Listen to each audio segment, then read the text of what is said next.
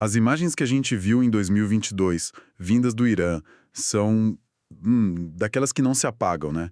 Milhares de pessoas nas ruas, uma coragem impressionante, mulheres na liderança, gritando mulher, vida, liberdade. Aquilo tudo explodiu depois da morte da Mahsa Amini. Para muita gente aqui no Brasil que só vê o Irã pelas manchetes, foi um choque ver essa força toda, sabe?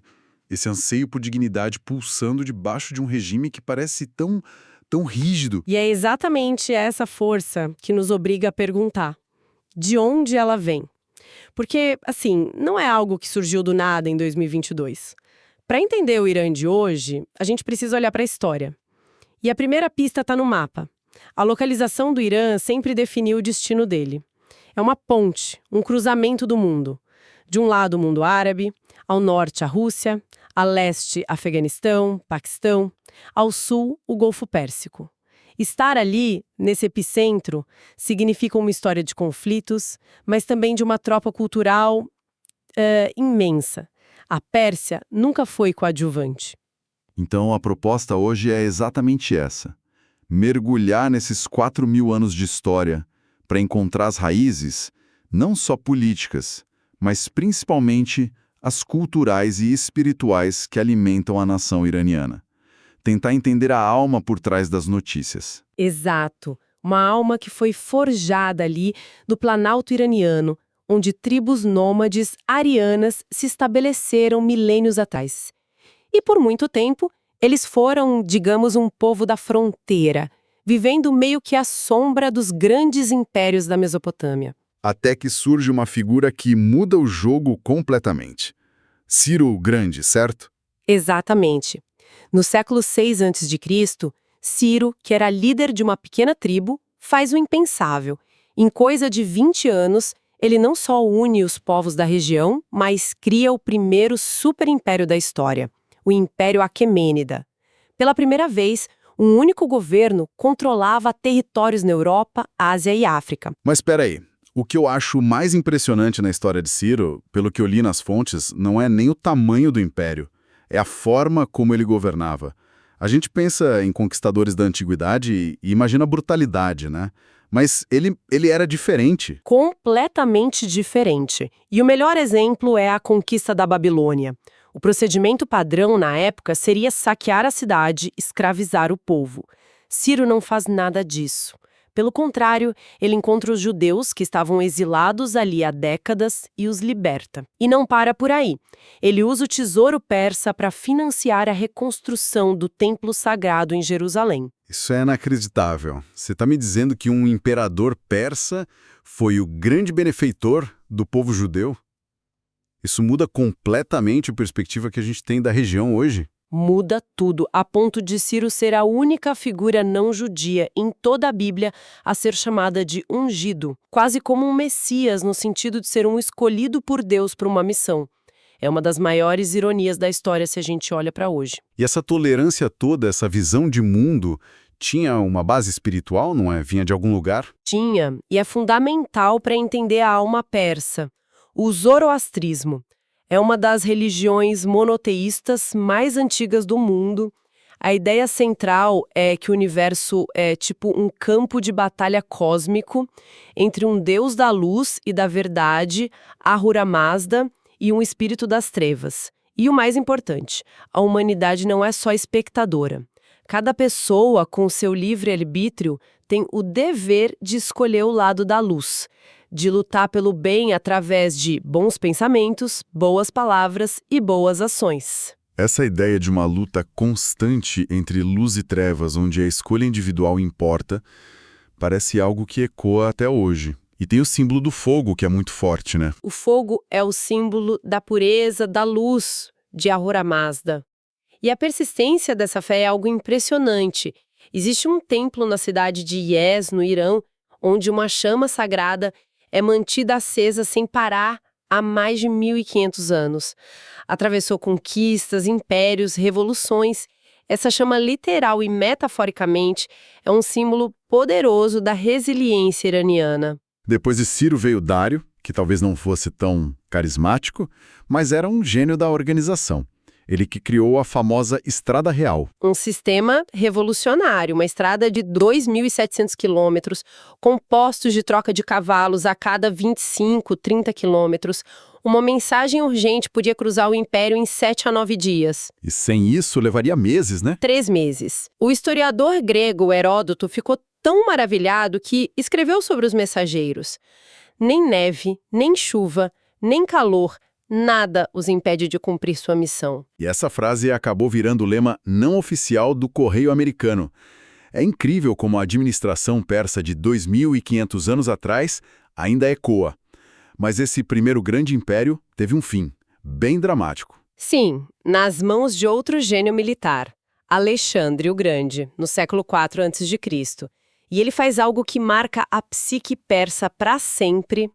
Ele incendeia Persépolis, a capital cerimonial, um complexo de palácios de uma beleza, assim, estonteante. Mas por quê?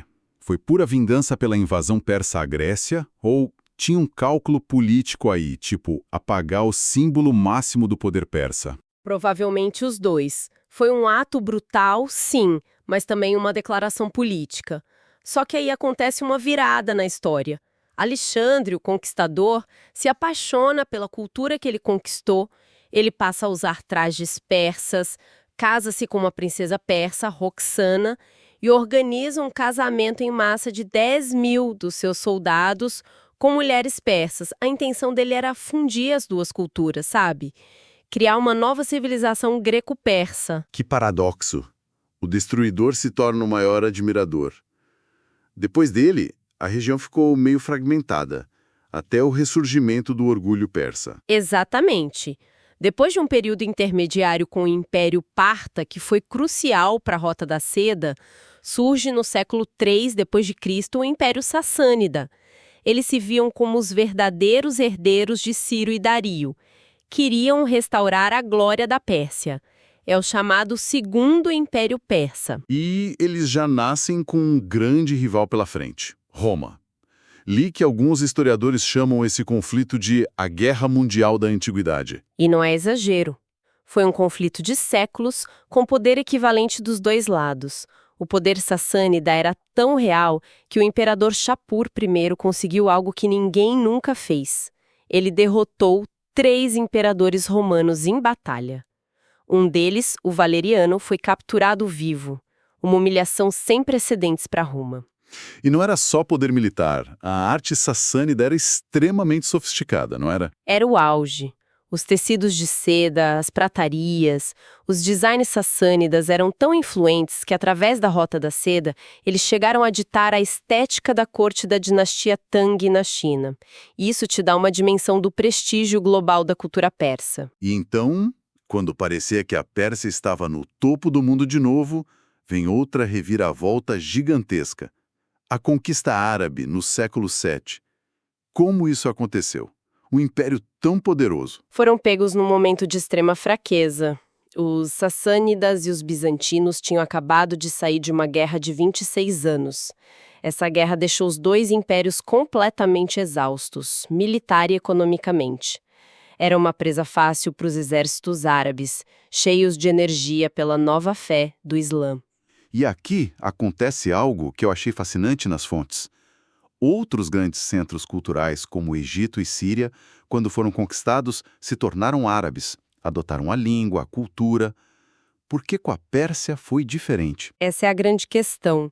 E a resposta é o profundo senso de identidade cultural que já existia. Embora a maioria dos persas tenha se convertido ao Islã, eles nunca se arabizaram. Eles mantiveram a língua deles, o farsi, que é totalmente diferente do árabe. Eles pegaram o Islã e o moldaram à sua própria cultura.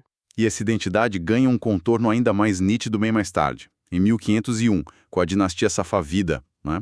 Eles tomam uma decisão que basicamente desenha o mapa geopolítico do Oriente Médio que a gente conhece hoje. Uma decisão monumental. Eles declaram o islamismo xiita como a religião oficial do Estado.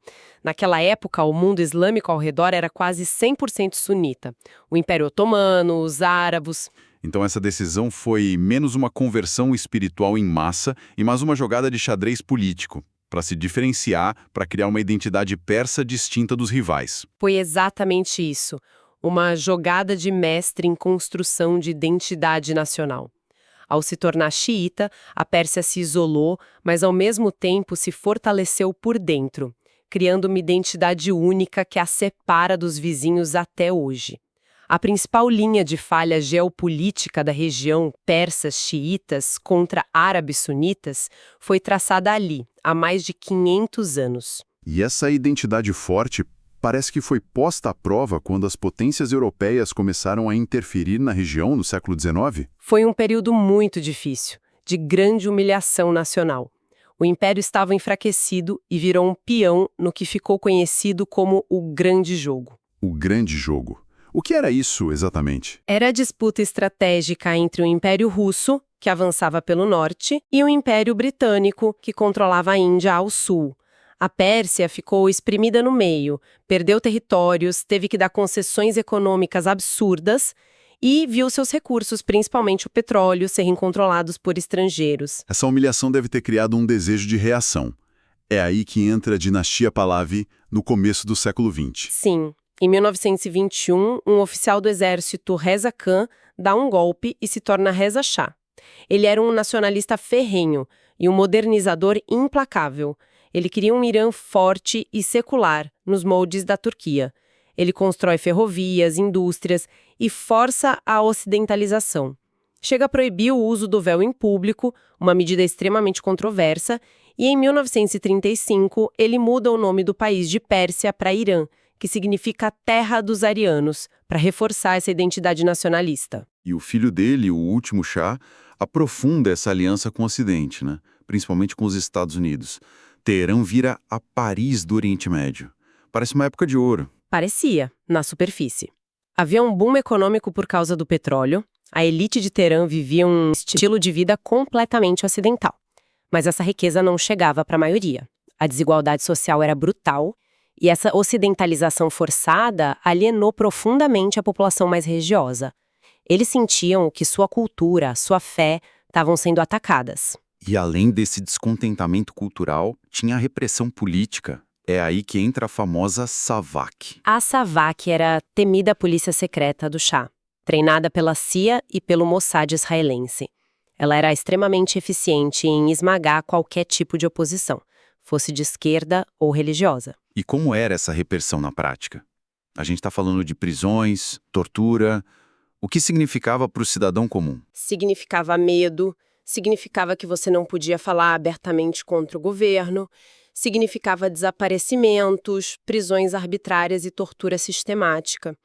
A SAVAK criou um caldeirão de descontentamento que fervia em silêncio debaixo da superfície. E nesse caldeirão surge uma voz improvável, de um clérigo idoso exilado em Paris, o Ayatollah Khomeini. Como ele conseguiu liderar uma revolução de tão longe? Através da tecnologia mais simples da época, a fita cassete. Seus sermões, gravados no exílio, criticavam o Shah como um fantoche dos Estados Unidos, um inimigo do Islã. Essas fitas eram contrabandeadas para o Irã aos milhares e copiadas de mão em mão. Elas se espalharam como um vírus. A voz de Khomeini chegou onde a mídia controlada pelo Shah não chegava e acendeu a chama da revolução. E em 1979, o impensável acontece. O Shah foge, Khomeini retorna e a República Islâmica é estabelecida. E quase imediatamente, a relação com o mundo muda. Muda da noite para o dia. Começa com a crise dos reféns na embaixada americana, que durou 444 dias.